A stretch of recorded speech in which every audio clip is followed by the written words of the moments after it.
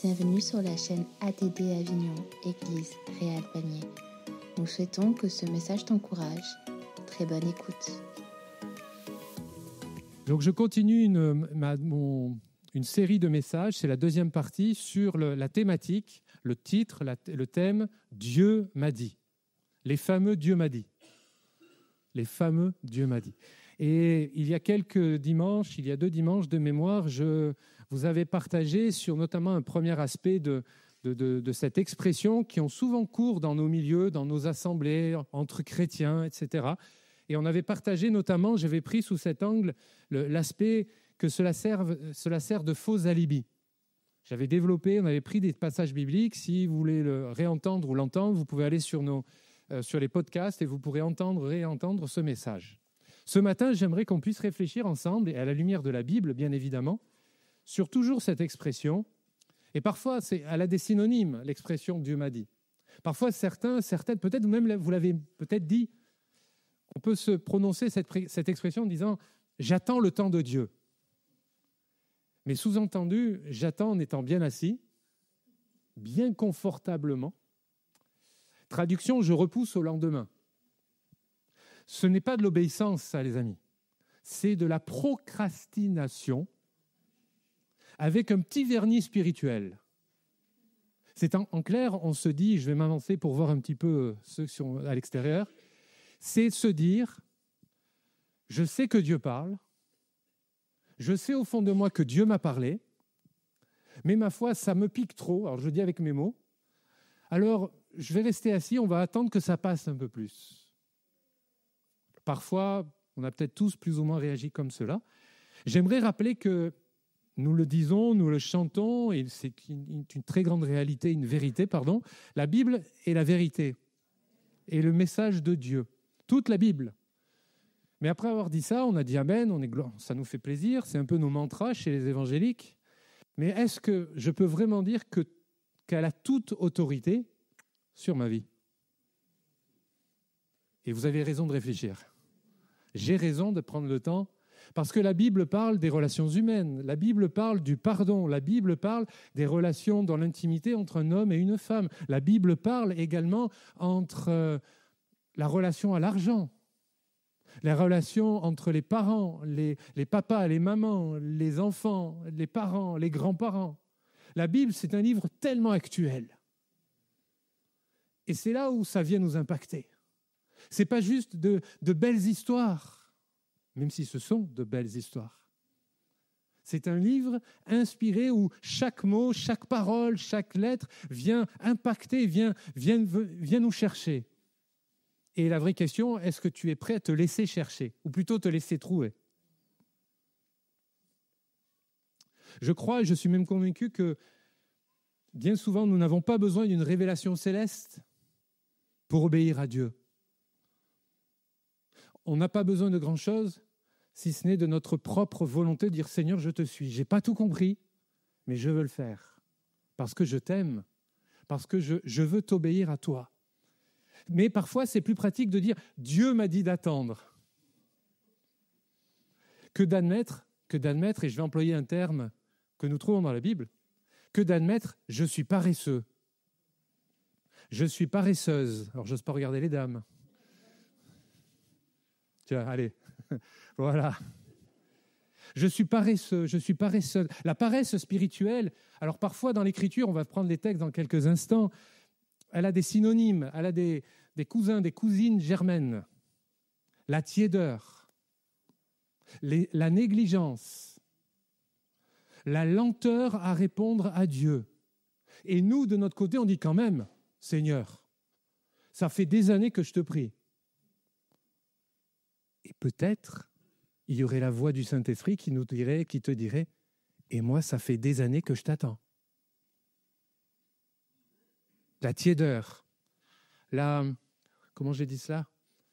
Cette négligence. Alors la définition biblique de cette paresse spirituelle, c'est l'attitude d'indifférence, parce que quelque part on est indifférent. Si Dieu nous parle, si Dieu te parle, si tu sais que c'est pour toi, si cette parole que tu as reçue au début de ce culte, tu sais que c'est pour toi, et tu repars en disant c'était intéressant, c'est sympa, mais je vais attendre, je vais réfléchir. Ça me fait penser à un texte de l'Écriture, dans les Actes. C'est l'attitude d'indifférence ou de négligence envers Dieu, envers sa parole, envers la prière, envers, entre guillemets, nos devoirs spirituels, notre acte d'amour vis-à-vis de Dieu et de sa parole. Alors j'aimerais, pendant le temps qui me reste, prendre quelques exemples, tirés bien sûr de l'Écriture, des Saintes Écritures. Alors je prends le livre des Proverbes, livre de sagesse, au chapitre 13 et au verset 4. Il est écrit au verset 4, et je prendrai simplement cette citation pour commencer, « L'âme du paresseux a des désirs qu'il ne peut satisfaire, mais l'âme des diligents sera rassasiée. » Un peu plus loin, toujours dans les Proverbes, vous gardez ce verset un peu en tête, au chapitre 24 et du verset 30 à 34, je vais résumer le passage. L'auteur observe le chant d'un paresseux, comme s'il se mettait là, regardez un chant. Le chant d'un paresseux. Il est rempli de ronces, dit l'Écriture. Le mur est effondré. Cela symbolise une vie laissée à l'abandon. Question. Comment est ton chant ce matin? Alors pas les chants qui résonnent pour le Seigneur. Ça, on l'a chanté. Quel est ton chant qui symbolise quelle est ta vie? On peut arriver, on se fait beau parce que c'est les habits du dimanche, on est là, mais l'état de ton cœur. Parfois, on peut dire, mais Seigneur, regarde toutes les ronces qu'il y a dans ma vie, tous les liens qui sont là. Ouais, c'est vrai. Mais si toi-même, tu commençais à fermer les choses, si toi-même, tu prenais le sécateur, parce que plus elles sont denses, plus c'est compliqué à les retirer. Vous êtes d'accord avec moi? Mais plus on attend, plus il y en aura. Tiens, ce n'est pas la définition de la procrastination? La réponse est oui. Cette application spirituelle de ces deux premiers versets dans les Proverbes, très pratique, une vie spirituelle négligée devient stérile, les amis. Une vie spirituelle que tu as négligée, que tu vas mal entretenir. Au début, on fait une faute de quart, c'est comme au ski, puis à un moment donné, on va dans le décor. Au début, on ne s'en aperçoit pas. Au début, c'est insignifiant, c'est de l'homme de l'infinitésimal.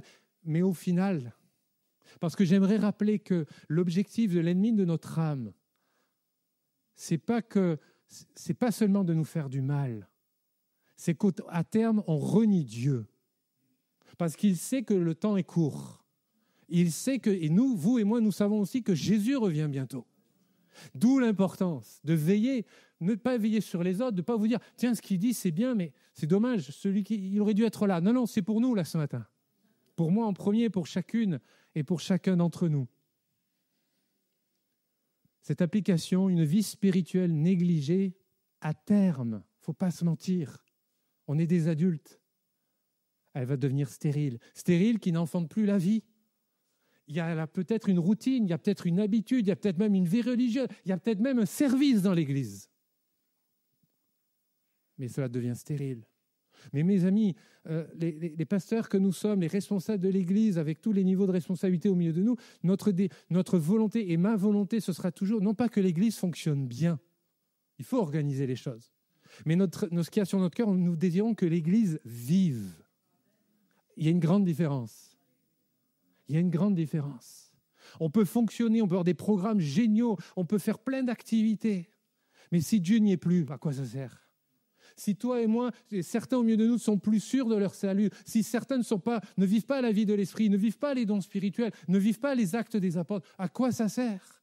On aura une belle célébration, on aura l'argent, on va parler vrai, on aura l'argent pour faire d'autres choses, mais ce que Jésus veut, c'est des cœurs sincères, des femmes et des hommes remplis du Saint-Esprit. Ce que nous avons vécu ce matin, mais nous désirons que ce soit chaque fois dans nos rassemblements. Alléluia! La différence, c'est quoi? C'est pas seulement parce que c'est avant tout une attitude de cœur. Et donc, de veiller sur notre cœur. Un deuxième exemple, une deuxième citation de l'Écriture dans le Nouveau Testament maintenant, dans l'épître de Paul aux Romains. Saint Paul, inspiré par le Saint-Esprit, déclare et écrit au verset 11 « Ayez du zèle et non de la paresse. Soyez fervents d'esprit, servez le Seigneur. » Là, je vais directement à l'application. Il me faudrait prendre le temps de développer tout le passage, tout le contexte. Déjà, c'est direct. Le message de l'apôtre, c'est direct. Il n'y va pas par 4 chemins. On reprend le texte, il déclare « Ayez du zèle ». Oui, mais moi, je suis fatigué. J'ai été blessé. Mais moi, j'ai subi des choses, pasteur. J'ai même été peut-être blessé dans l'église. Mais combien de fois on a été blessé dans une église? Levez pas la main, s'il vous plaît. J'ai envie de passer un bon dimanche. Mais c'est une réalité. Je le dis en souriant, mais je ne me moque pas. Et parfois, pour ceux qui bloquent, ce n'est pas les personnes, c'est parce que parfois, ça a été un lieu de souffrance. Et tant qu'il n'y a pas l'exercice du pardon, tant qu'on n'a pas tiré un trait, c'est toujours là. On peut venir, on peut revenir depuis des années, mais quand les choses ne sont pas réglées, elles ne sont pas réglées. Et l'apôtre, inspiré par le Saint-Esprit, on reprend le texte, il est écrit et il dit bien « Ayez du zèle ». Et non de la paresse. Ça doit venir de nous. Et parfois, dans nos prières, j'ai fait cette prière, dire « Seigneur, remplis-moi de ton zèle ». Et le Seigneur me dit « Ouais, mais en fait, c'est à toi de le faire ». Ah, j'ai mal compris. Seigneur, t'es sûr? Alors, on ne le formule pas comme ça, parce qu'on respecte Dieu. Mais c'est pour ça qu'on dit « On attend ». Ayez du zèle, les amis. Ayez du zèle, les sœurs. Ayez du zèle, les frères. Dans ce que Dieu a mis sur votre cœur. Dans votre service, dans votre moment de prière. Et il continue, ayez du zèle et non de la paresse. Ça veut dire que les disciples, les premiers chrétiens d'alors, étaient déjà en lutte comme nous, vous et moi, par rapport à la paresse. Par rapport à ce que parfois nous pouvons vivre. Combien de fois nous pouvons se donner des objectifs à atteindre. On peut avoir une application Bible, dire tiens, je vais faire une lecture suivie. Premier jour, nickel. Deuxième jour, ça commence. Au début, on le fait à 8h du matin. Le troisième jour, c'est à midi. Et le 5e jour, on est à 23h30. Il ne reste plus qu'une demi-heure avant qu'on passe à l'autre jour. Mais on tient bon. 1 semaine, 2 semaines, et parfois on peut flancher. Et après, on se dit ah, j'ai pas tenu. C'est dommage. Et là, la petite voix arrive. Ah, bah oui, c'est bien la bonne place là, ce matin. D'habitude, c'est Jérôme, mais là, c'est vous. Je vais aller voir Jérôme là-bas. Et après, on peut se laisser se culpabiliser. Et c'est là, ça ouvre la porte à ce que le diable va venir chercher. Tu n'es pas digne. Tu as vu, tu t'es engagé, tu n'as pas tenu. Tu as vu, tu as essayé et tu as encore échoué. Mais je sais que je suis un être vil, je sais que je suis un être pécheur, pas la peine de me le rappeler. Mais je veux aussi, toi, te rappeler que je suis gracié par Jésus. Je veux aussi te rappeler que Jésus a sauvé ma vie. Je veux aussi te rappeler et me rappeler que Jésus a donné un sens à mon existence, que Jésus m'attend là-haut au ciel et quand je partirai, il m'attendra. Alléluia. Alors mes frères, mes sœurs, les amis, je vous encourage. Je paraphrase. Ayons du zèle et non de la paresse. On est dans... Je partageais hier avec une amie, avec mon épouse, on discutait par rapport au ministère, par rapport à notamment le ministère Enfance et Jeunesse au niveau du mouvement, du national, tout ça. Et on est confronté parfois à des serviteurs de Dieu, des jeunes, des chrétiens, etc., qui viennent, ils veulent servir dans Move, dans certains aspects, mais ils nous disent au bout de quelques jours, non, mais tu sais, j'ai changé de saison. Seigneur, non, c'est pas qu'ils ont changé de saison. Ça, c'est une expression qui est dans nos milieux, qui n'est pas dans la Bible. Mais j'ai l'impression que les saisons dans ces gens, c'est toutes les semaines. Moi, à l'école, on m'a appris qu'il y a 4 saisons, avec des nuances. Ce que je veux dire par là, je ne les juge pas, ce que je veux dire par là, c'est que parfois on fait parler Dieu parce qu'en fait on est des fainéants. On est paresseux. Parce que servir Dieu, être un disciple de Christ, j'aimerais vous le rappeler avec beaucoup d'amour et de respect, mais je me dis à moi-même, ça nous coûte. Ça nous coûte parce que tout à l'heure, quand on donne notre offrande, cet argent, on aurait pu le faire pour ailleurs. Mais c'est un acte d'obéissance. Ce n'est pas pour faire plaisir à Cédric, mais c'est un acte d'obéissance par rapport à Dieu. C'est notre prémisse, c'est notre première part, et non pas la dernière part. Qu'est-ce que j'ai dans la poche? Ça, c'est un héritage de l'Église catholique romaine. Mais l'enseignement biblique nous enseigne, nous apprend que c'est la première part à Dieu. J'ai tort ou j'ai raison? Et la première part, on ne parle pas de quantité, je ne parle pas du montant d'argent, mais quelle est la première part que tu donnes à Dieu? Je parle de l'argent, mais on pourrait parler de notre temps, de notre vie de prière, de la vie en communauté. Le vendredi soir, quand nous nous retrouvons là, bien sûr que ça nous coûte. J'aimerais même vous donner un petit secret. Même vos pasteurs, parfois, peut-être aimeraient rester chez eux. Mais ça ne sortira pas d'entre nous. Alors nous, on n'a pas le choix, on est là pour servir, il n'y a aucun problème. Mais bien sûr que ça coûte. Bien sûr que ça coûte d'être là et de prier. Bien sûr que ça coûte de prier et d'intercéder. Mais si on veut les bénédictions, les amis, bien sûr que c'est la grâce. Alors attention, qu'on se comprenne bien. C'est pas parce qu'on a fait, c'est là où il ne faut pas tomber dans un déséquilibre de croire parce que j'ai fait, Dieu va me bénir. Non.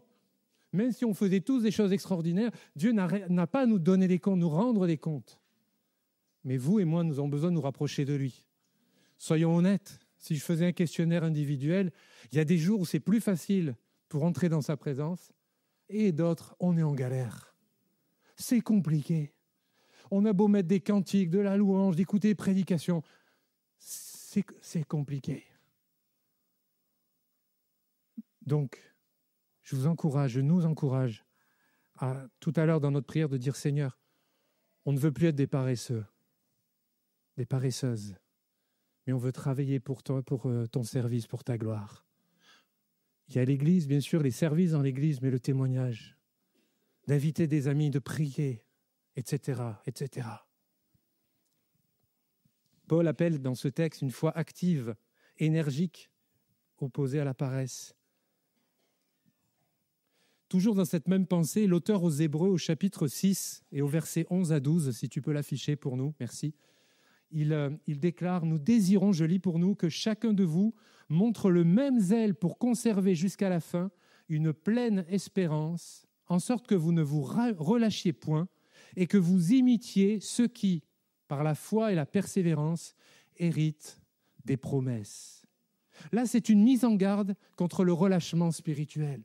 Ceux qui ont bien commencé, ceux qui se sont engagés, qui ont tenu, qui ont creusé un sillon, et ils y sont. Et vous êtes nombreux dans cela. Gloire à Dieu.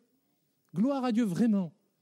Mais la Bible nous enseigne, il ne regarde pas le commencement d'une chose, il faut regarder à la fin d'une chose.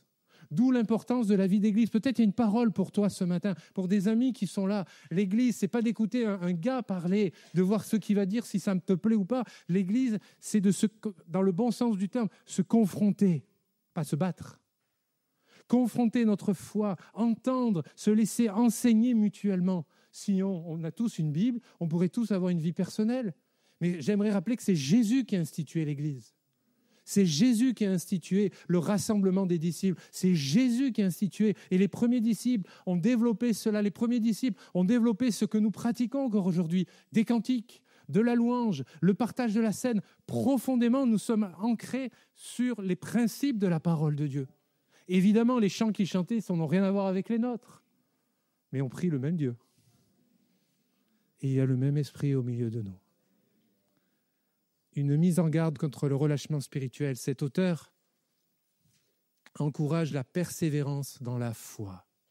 Un autre texte pour avancer, c'est dans le dernier livre de la Bible, le livre de l'Apocalypse, au chapitre 3, et du verset 15 au verset 16. Dans sa révélation, Jean, inspiré par l'Esprit du Seigneur, écrit et déclare, et il s'adresse à l'église de Laodicée, dans tout ce merveilleux passage. Et il est écrit « Je connais tes œuvres ». Dieu nous connaît. Dieu te connaît. Je connais tes œuvres. Je sais que tu es né ni froid, ni bouillant. Oh, si tu étais froid ou bouillant. Ainsi, parce que tu es tiède et que tu n'es ni froid ni bouillant, je cite, je lis, « Je te vomirirai de ma bouche ». C'est fort, hein ? C'est sale. Je pense que personne aime vomir. Si je fais un appel, personne ne va dire « Oh, qu'est-ce que j'aime vomir ?» C'est le moment ultime de ma journée. Parce que c'est à contresens. C'est contre nature. Dieu, en créant l'être humain, c'est un moyen de défense. Quand on a cette pensée, cette parole que nous venons de lire, on pourrait la développer, mais je veux juste rappeler, que Dieu nous connaît. Ça veut dire que rien n'est caché devant lui. Et il y a eu un don spirituel nous parlant que le Seigneur connaissait toutes les pièces et qu'il y en avait une qui était fermée au milieu dans ton cœur et dans ta vie. Mon ami, mon frère, ma sœur, ce matin, l'ouvre cette pièce, laisse le Saint-Esprit rentrer, mais c'est à toi d'ouvrir la porte. C'est marrant ce que je dis d'ouvrir la porte et ils viennent juste de fermer la porte au fond. Bon, moi ça me fait rire, voilà, c'est tout. Comme ça permet de détendre l'atmosphère sur ce sujet. Mais on reprend. Et le Seigneur Jésus déclare dans cette prophétie, « Je sais que tu n'es ni froid ni bouillant ». Il sait où il en est. Il connaît exactement notre, entre guillemets, je mets entre parenthèses, notre niveau. Ton thermostat spirituel. De regarder à quelle température tu es. Pas celle que tu penses être, mais à ce niveau, cette température dans laquelle tu es. Et l'auteur continue et il exprime en disant « Parce que tu es tiède, que tu n'es ni froid ni bouillant, je te vomirai. » Vous avez compris que Dieu, évidemment, ne veut pas que nous soyons froids, mais ni tièdes non plus. Et entretenir cette chaleur, c'est pas bien sûr que ça vient de lui, mais il y a aussi d'abord et avant tout notre décision personnelle, toujours et avant tout. C'est pour cela qu'il faut arrêter de procrastiner. C'est pour cela qu'il faut arrêter de toujours dire « Dieu m'a dit d'attendre ». Mais attendre quoi ? Jésus revient bientôt. Vous êtes d'accord avec moi que ça s'accélère quand même dans la société ? Vous êtes d'accord avec moi que c'est de plus en plus violent ? Et que les valeurs que nous, non pas que nous défendons, mais que les valeurs que nous professons, que nous confessons, tirées de l'Écriture sainte, tiré du droit à la vie, tiré de tout ce que nous allons être de plus en plus confrontés à de véritables combats. D'où l'importance, je pense que cette parole, elle est prophétique aussi pour nous, en Occident, pour les Français que nous sommes, de toute génération. Tu as besoin pour le salut de ta vie, d'être vraiment ancré dans la foi. Et pas seulement sur la foi de ton pasteur ou la foi de ton mari ou de ton épouse ou du grand frère ou de la grande sœur spirituelle. Même sur la foi de monsieur ou madame Berton. Mais je suis très sérieux. Tu as besoin d'ancrer sur la parole de Dieu, sur la personne de Jésus, sur le ministère du Saint-Esprit, pas sur des pseudo-choses, mais sur ce qu'il est. Depuis combien de temps n'as-tu pas pris un temps qu'entre lui et toi? Je n'ai pas dit de venir à la réunion. Je n'ai pas dit de venir au culte. Mais depuis quand tu as pris un temps seul à seul avec Jésus? Cette question vous appartient à la réponse, bien évidemment. Dans ce texte de l'Apocalypse, la tiédeur spirituelle est l'un des reproches les plus sévères que le Seigneur va adresser à une église. Et vous l'avez compris, Jésus rejette l'indifférence spirituelle. On avance encore quelques 2-3 minutes. Dans l'Évangile selon Matthieu, il y a le chapitre 25 et 26. Au chapitre 25, vous avez les 13 premiers versets.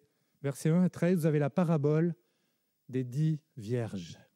Nous connaissons, je pense, pour la plupart, ce texte. Je vais juste faire un résumé très rapide. Les vierges folles n'ont pas pris suffisamment d'huile pour leur lampe.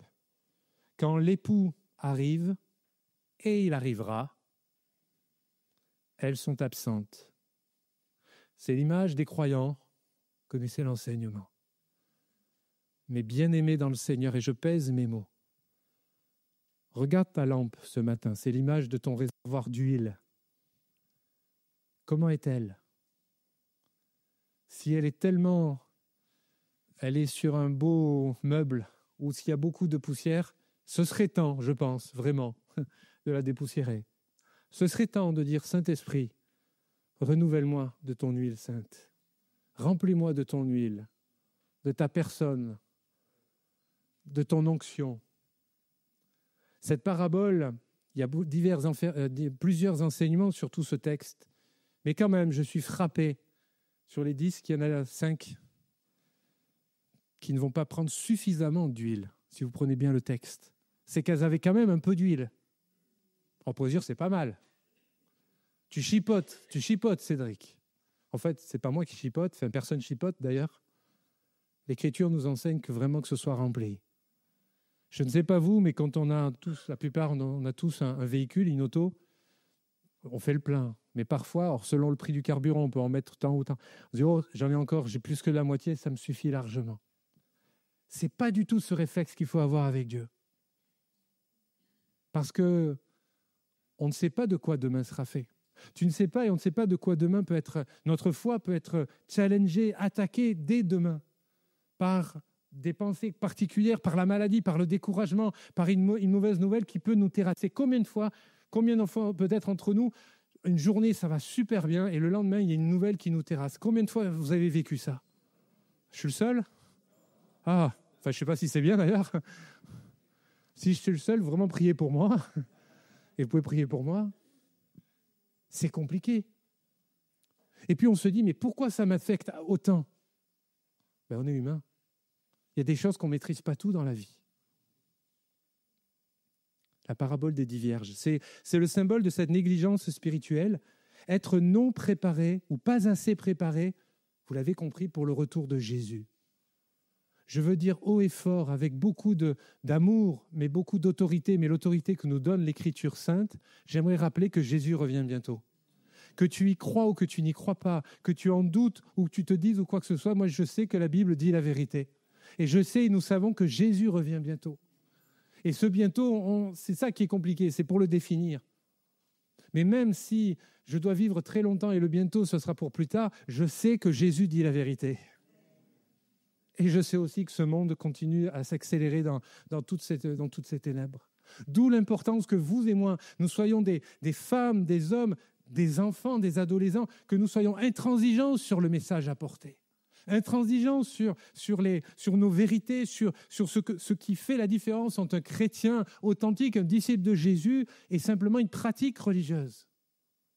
Nous ne sommes pas là pour dire que nous, on est meilleurs que les autres, on n'a rien compris. Ce n'est pas ça. Mais je ne veux pas être du mauvais côté. Je ne veux pas que quand Jésus reviendra, il m'oublie lors de l'enlèvement. Parce qu'à quoi ça sert de vivre un ministère? À quoi ça sert de prêcher si je ne suis pas au ciel? Et c'est la même chose pour toi et pour moi. Toujours dans Matthieu, et je terminerai sur ce passage, chapitre 26 et du verset 40 à 41. Là, Jésus est à Gethsémane.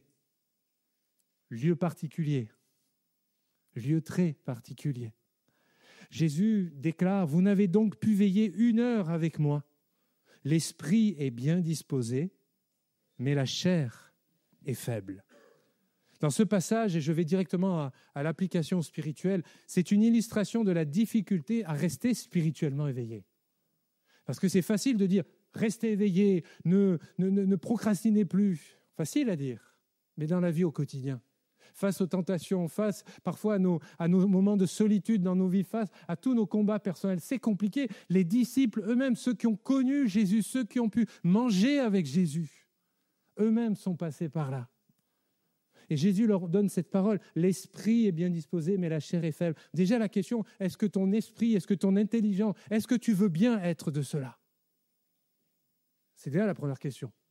Parce que si tu réponds non à cette question, pas la peine d'avoir la suite.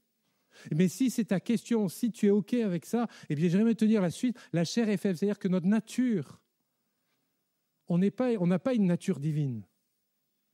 On est des êtres finis, alors que Dieu est un être infini. D'où l'importance de régulièrement, non pas se culpabiliser à outrance, mais juste de dire, Seigneur, où est-ce que j'en suis là? Où est-ce que j'en suis avec toi? Alors, comme l'apôtre Pierre a pu l'écrire, je cite, « À cause de cela même, faites tous vos efforts pour joindre à votre foi la vertu, la connaissance, etc., etc. » Je vous encourage ce matin à faire tous vos efforts. L'idée, ce n'est pas une compétition. L'idée, c'est de se dire, on veut aller jusqu'au bout ensemble. Et que Dieu fasse que l'Église encore continue de croître, de prospérer dans le sens le plus noble. Mais la croissance ne passera pas sans ta présence, mon frère, sans ton engagement, ma sœur, sans qui tu es. Nous aimons dire, et je le pense du plus profond de mon cœur, chaque personne compte. Chaque femme compte. Chaque homme compte.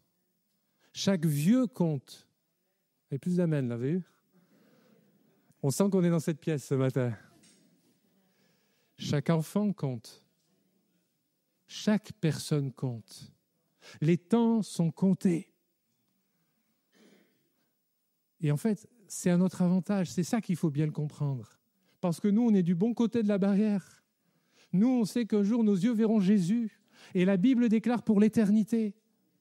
Le problème, c'est pour tout ce monde qui est perdu. Le problème, c'est pour tous ceux qui se sont éloignés du Seigneur. Priez pour eux, invitez-les dimanche, il y a les baptêmes. Mais qu'on ait un gros problème de place, on s'en fiche. Mais qu'ils reviennent à Jésus. Amen. Ça, c'est la réalité du message de l'Évangile. Alors oui, il y a des Dieu m'a dit. Oui, on peut souvent se laisser emporter par ces phrases, se laisser emporter par ces expressions « j'attends le temps de Dieu ». Mais moi, j'aimerais te dire que le temps de Dieu est venu pour toi de te lever. Le temps de Dieu est venu pour toi de dire simplement « Seigneur, j'ai bien entendu le message et je me mets en application ». Alors oui, on a beaucoup de raisons pour reporter parce que c'est la nature humaine, parce qu'en plus c'est très français, il y a plein d'aspects, mais vous et moi, on n'est pas seulement par rapport à notre nationalité, il y a différentes nationalités au milieu de nous. Nous sommes avant tout des citoyens du ciel. Notre code civil, c'est la parole de Dieu, la Bible. Alors mes bien-aimés, je vous propose, on va prier ensemble maintenant. On va courber nos fronts et on va prier Dieu. Et que Dieu fasse que nous ne soyons plus des Dieu m'a dit, mais d'être des hommes et des femmes qui disons « Je te sers, je continue de te servir ». Voilà, prions le Seigneur, prenons quelques instants de recueillement. Pendant que, dans quelques instants, Thomas va jouer une mélodie, on va prier le Seigneur ensemble. Seigneur Jésus, nous voulons te rendre grâce pour la parole de Dieu, pour ce passage, ce partage que nous avons eu ensemble, Seigneur. Je te prie, Seigneur, pour chaque personne, chaque frère, chaque sœur, chaque ami. Je te prie vraiment qu'il y ait une décision dans les cœurs, d'une prise de décision. Nous ne voulons pas se dire que nous avons passé un bon moment et repartir comme cela, mais nous voulons mettre en action notre foi, Seigneur. Alors que tu es là, Seigneur, par le Saint-Esprit. Et je sais que le temps est passé, mais nos yeux sont fermés, les amis. J'aimerais simplement, vraiment c'est sur mon cœur, il y a eu des paroles prononcées, et je crois que c'est vraiment inspiré par le Saint-Esprit. Eh bien, dans ton cœur, si tu as été touché, vraiment, je t'invite à te lever et dire « Seigneur, je ne veux plus être une personne qui reporte, qui repousse au lendemain, qui procrastine. » Il y a des amis qui ont besoin de faire un engagement. Voilà, levez-vous. Je ne vous ferai pas venir sur le devant, mais je vais prier pour vous dans quelques instants. Levez-vous, les amis. Et l'Église, on prie là, on prie le Seigneur. Il y a un combat, il y a des décisions à prendre. Que vous soyez dehors ou dedans, prenez la victoire ce matin. Ce n'est pas pour un homme que tu te lèves, c'est par obéissance à Jésus. Tu sais ce que le Saint-Esprit t'a demandé. Alors en te levant, c'est un acte d'obéissance. En disant, Seigneur, je me lève et j'ai compris le message. Au nom de Jésus, une dernière fois, lève-toi et je vais prier maintenant pour toi. Seigneur, nous te louons et nous t'adorons. Nous croyons, Seigneur, dans la prière, dans la puissance, dans le nom de Jésus. Seigneur, je veux te recommander toutes ces personnes, ces frères, ces sœurs, ces amis qui se lèvent devant toi, qui se lèvent par respect pour toi, parce qu'ils réalisent qu'ils ont fauté, ils ont chuté. Ils réalisent que leurs paroles ont été maladroites. Alors Seigneur, je te prie pour eux en ces instants. Je te prie vraiment qu'aujourd'hui, ce soit un jour particulier dans leur vie. Je te prie qu'aujourd'hui, il y ait un avant et un après, qui ne reportent plus au lendemain, qui soient des femmes, des hommes de parole, parce que nous nous servons de la parole, dans le nom de Jésus. Amen. Merci d'avoir écouté ce message. Si tu apprécies ce podcast, alors abonne-toi et partage-le à ton entourage. Que Dieu te bénisse et à très bientôt.